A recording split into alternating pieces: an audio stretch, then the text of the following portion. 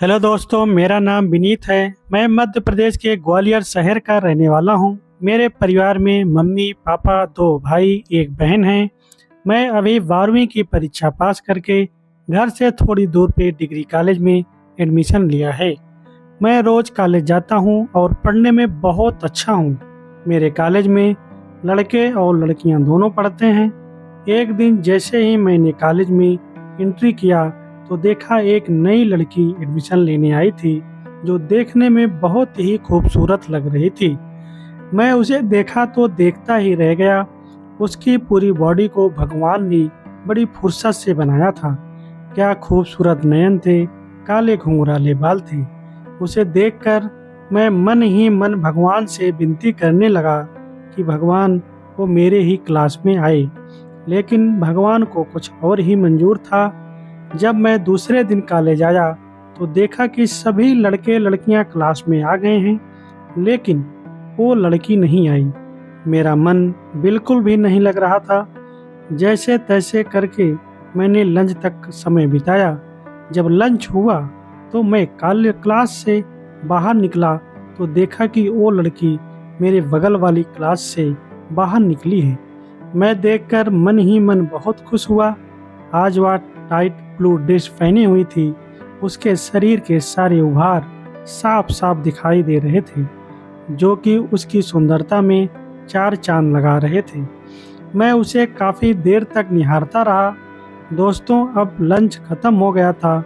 मैं फिर से क्लास में आ गया था। सर पढ़ा रहे थे, लेकिन मेरा मन उसी में लगा था। जैसे ही छुट्टी हुई, मैं कॉलेज गेट पे खड़ा होकर उसका इंतज़ार करने लगा। जब वो बाहर निकली तो घर की तरफ जाने लगी। मैं भी उसके पीछे पीछे चलने लगा। जब वह अपने घर की तरफ मुड़ी तो मैं देखकर बहुत खुश हुआ, क्योंकि दोस्तों, उसी गली में कहीं पर मेरे मामा का घर है। मुझे मामा के घर गए हुए बहुत दिन हो गया है। मेरे मामा के यहाँ कुल 3 सदस्य रहते हैं, मामा, मामी और उनकी एक बेटी अंकिता। कुछ दिन पहले मामा मेरे घर आए हुए थे और उन्होंने मुझसे बताया कि अंकिता ने 12वीं की परीक्षा पास करके कॉलेज में एडमिशन ली है। लेकिन मैंने उनसे उनके कॉलेज का नाम नहीं पूछा था। जब मामा जाने लगे तो बोले कि कभी घर आना, तो मैंने कहा था कि हाँ मामा, मैं ज़रूर आऊँगा। मैं जैसे ही घर पहुँचा तो मम्मी से कहा कि मैं मामा के यहाँ जाऊँगा। तो मम्मी बोली कि अचानक मामा के यहाँ क्यों जाना है। तो मैंने कहा कि मामा आए थे तो बोला था ना कि कभी आना। तो मम्मी ने कहा कि ठीक है, रविवार को चले जाना। तो हमने कहा ठीक है मम्मी।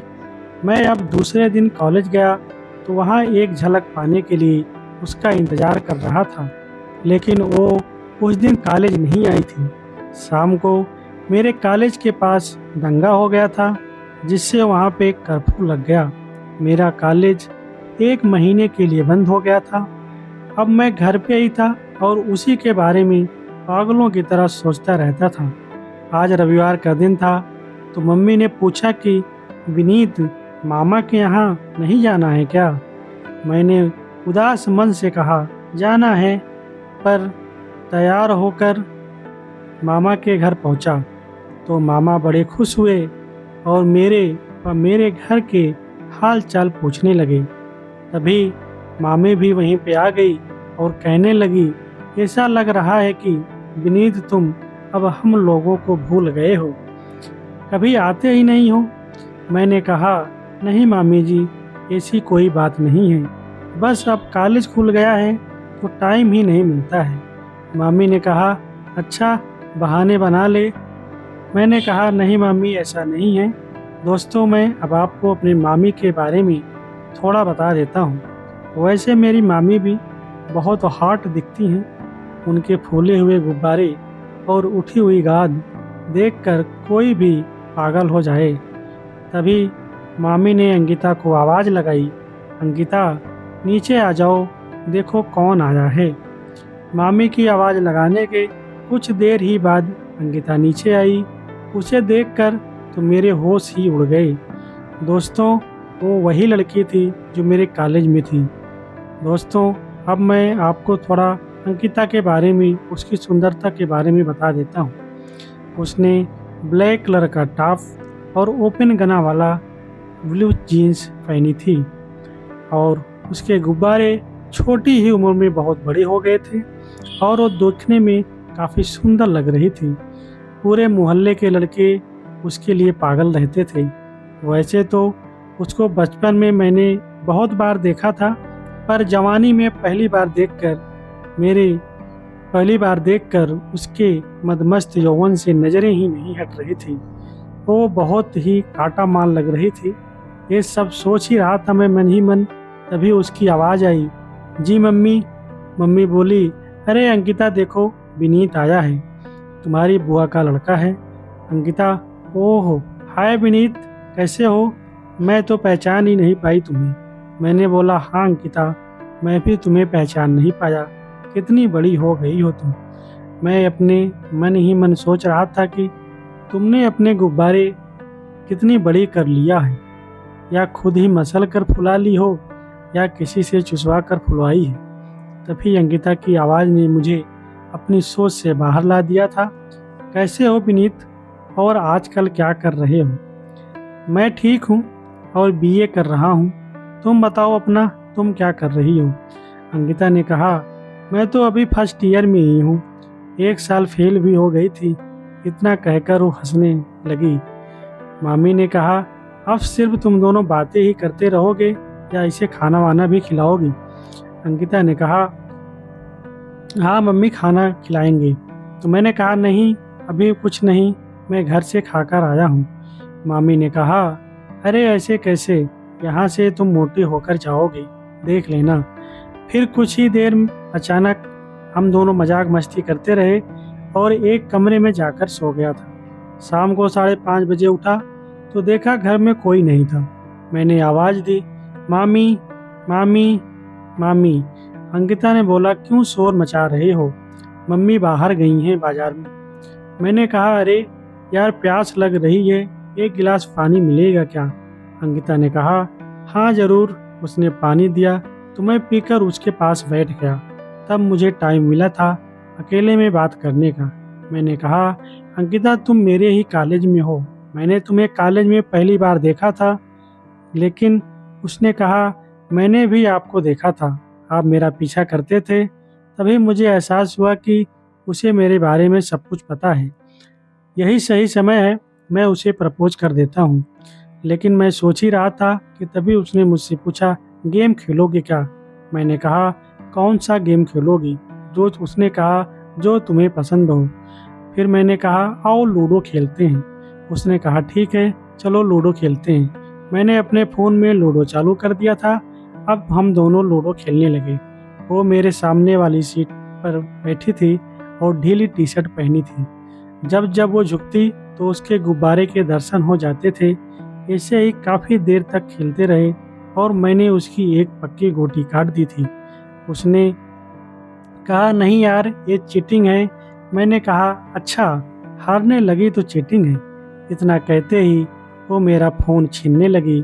मैंने भी बहुत ताकत से फ़ोन को पकड़ रखा था। ऐसे ही काफ़ी देर तक हम दोनों लड़ते रहे। फिर मेरा हाथ गलती से उसके गुब्बारे पर टच हो गया। मुझे जैसे ही एहसास हुआ तो मैंने तुरंत हाथ ढीला कर लिया, मगर हटाया नहीं। मैंने उसकी तरफ देखा तो वो आंख बंद करके मेरे स्पर्श का एहसास कर रही थी। तभी मैंने उसे प्रपोज कर दिया। उसने कहा कि मैं भी आपसे बहुत प्यार करती हूँ, मैं भी कॉलेज में आपकी एक झलक पाने के लिए इंतज़ार करती थी।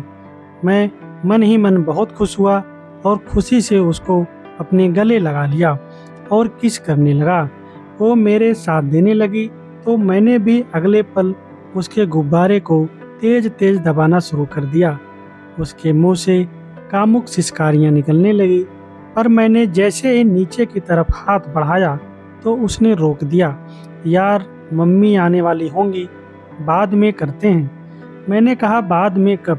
अंकिता बोली, रात में जब मैं फ़ोन करूं तब आ जाना। अब जाओ, मुझे काम करना है वरना मम्मी चिल्लाएंगी। उसके बाद हम दोनों अलग हो गए और कुछ देर बाद फिर से बाहर ड्राइंग रूम में बैठकर बातें करने लगे। मैंने उससे अपने मन में दबी बात पूछना सही समझा। एक बात साफ साफ पूछ सकता हूँ? वो बोली, हाँ पूछो ना। मैंने कहा, तुम्हारे इतने बड़े कैसे हो गए? वो मेरी आंखों की तरफ देखती हुई अपने बिग गुब्बारे को देखने लगी, फिर मुस्कुराकर अपने गुब्बारे सहलाती हुई बोली, क्यों जानना है? मैंने कहा, बस यूं ही जानना है। वो बोली, साफ साफ पूछना ही है तो घुमा फिरा कर क्यों पूछ रहे हो? सीधे ही पूछो ना। मैंने समझ लिया कि बंदी बहुत तेज है। मैंने कहा, तुझे मेरा सवाल समझ आ गया है ना? तो तू ही साफ साफ बता देना। तो इठलाकर अपनी मम्मी मेरी तरफ करती हुई बोली, ऐसे नहीं, तुम पूछोगे तो ही बताऊंगी। मैंने सीधे सीधे पूछा, गुफा में घोड़ा चला या सिर्फ ऊपर ऊपर से खेली है? वो हंस कर बोली, अभी तक खुद से खेली है गुफा, मगर अब घोड़ा दौड़ाने का मन है। वो मेरे घोड़े पर हाथ फेरती हुई बोली, आज रात तुम्हें बुला रही हूँ ना, उधर ही गन्ना भी चूस लूँगी और तुम जलेबी का सीरा भी पी लेना। अभी हम दोनों इसी तरह की गरम गरम बातें कर ही रहे थे कि मामी आ गई। हम दोनों ने टॉपिक चेंज कर दिया और पढ़ाई की बातें करने लगे। कुछ देर बाद अंकिता अपनी मम्मी से कहकर मोहल्ले की अपनी एक सहेली के घर चली गई। उसके जाते ही मामी मेरे पास आकर बैठ गई और उन्होंने अपनी बात कहनी शुरू कर दी। मामी ने कहा, और सुनाओ, कोई सहेली बनाई या ऐसे ही मस्ती कर रहा है? मैं मामी की बात सुनकर एक बार तो शक पका गया कि मामी ये क्या कह रही हैं। फिर समझ गया कि मामी को भी गन्ना चुसवाया जा सकता है। मैंने कहा, अभी तो ऐसे ही चल रहा है मामी जी, आप बताएं, आपकी नज़र में कोई हो तो उसे ही सहेली बना लूं। मामी हंसकर बोली, मुझे ही बना ले अपनी सहेली। मैंने कहा, मुझे कोई दिक्कत नहीं है, बस सहेली के साथ वो वाली मस्ती का बात देख लीजिएगा। वो भी हंसने लगी और मेरी जांग पर हाथ फेरते हुए मेरे घोड़े को एक बार टच करके दूर हो गई। मैंने कहा, मामी जी आप बेफिक्र रहें, मैं इस तरह से आपकी सेवा करने के लिए परफेक्ट हूँ। अब मैं समझ गया था कि अंकिता और इसकी अम्मा दोनों को एक ही पलंग पर एक साथ रगड़ने का सुख लिया जा सकता है, बस थोड़ा समय लगेगा। कुछ देर बाद मामा जी भी आ गए और मैं उनसे बातें करने लगा। फिर मैं अपने रूम में आ गया और इंतज़ार करने लगा। जैसे तैसे टाइम काटा। रात में सब डिनर करके अपने अपने रूम में सोने के लिए चले गए। मुझे उसके फ़ोन का इंतज़ार था और नींद भी आने लगी थी।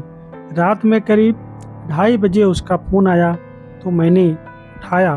वो बोली, जल्दी से आ जाओ और सुनो, देख कर आना। मैं जल्दी से उठा और बिना आवाज़ के उसके कमरे में घुस गया। अंकिता ने मुझे तुरंत गले से लगा लिया और कहने लगी, आई लव यू विनीत, मैं तुमसे बचपन से प्यार करती हूँ पर कभी कह ना पाई। प्लीज़ आज मुझे सुख दे दो। मैंने कहा, I love you Ankita, I love you too Ankita. मुझे भी प्यास लगी है और मैं उसके होठों को चूमने लगा। वो भी साथ देने लगी और बार बार I love you Vineet, I love you Vineet बोले जा रही थी। मैं उसे चूमता रहा। मुझे उसकी सिसकारियाँ निकलती रहीं। अब मैंने उसकी वजह से उसके बिग गुब्बारे को आज़ाद कर दिया था और ज़ोर ज़ोर से दबाने व पीने लगा। वो अपने हाथों से अपने गुब्बारे मेरे मुंह में देती रही और चुसवाने लगी। मैं मम्मों के बाद धीरे धीरे नीचे सरका और उसकी नाभि पर किस करने लगा। मैंने उसकी पैंटी उतार दी। थोड़ी देर तक हम दोनों ऐसे ही करते रहे। फिर मैं उसकी पैंटी के ऊपर से सहलाने लगा। उसके बाद उसकी पैंटी भी निकाल फेंकी और उसे बेड पर लिटाकर उसकी गुफा का रसपान करने लगा। उसकी मादक सिसकारियाँ निकलने लगी। थोड़ी देर तक मैं गुफा का रसपान करता रहा। फिर उसने कहा, प्लीज अब मत तड़पाओ, अंदर डाल दो बाबू। मैंने कहा, अभी गन्ना चूसने का टाइम है जान। वो हंस दी। 5 मिनट तक उसने मेरा गन्ना चूसा, फिर कहा, अब डाल दो। मैंने भी जोश में उसकी गुफा पर अपना घोड़ा रखा और जोर से धक्का लगा दिया। उसकी गुफा गीली थी तो घोड़ा गुफा में समाता चला गया। उसकी चीख निकलती गई, हाय जाली मर गई, ऐसा कौन डालता है। मेरी तो फट गई। प्लीज बाहर निकाल लो, मैं मर जाऊंगी। मैंने उसकी एक न सुनी और तेज तेज से धक्के लगाने लगा। थोड़ी देर बाद वो नॉर्मल हो गई और गाद उचका उचका कर मजे लेने लगी। और तेज बाबू, और तेज। मैंने भी अपनी स्पीड बढ़ा दी। काफ़ी देर बाद हम दोनों शांत हो गए और चिपक कर सो गए। 1 घंटा बाद मेरी नींद खुली तो मेरी बहन मेरे बाजू में एकदम नग्न पड़ी थी। क्या कयामत सी लग रही थी। मैंने उसके होठों पर किस किया और पोजीशन बनाकर अपना घोड़ा उसकी गुफा पर लगाकर सीधा घोड़ा चला दिया। वो अचानक घोड़ा चलने से चिल्ला दी और छटपटाने लगी। उसने बोला, साला उठा तो लिया होता, अचानक क्यों डाल दिया। मैंने उसकी एक न सुनी, बस घोड़ा चलाता गया।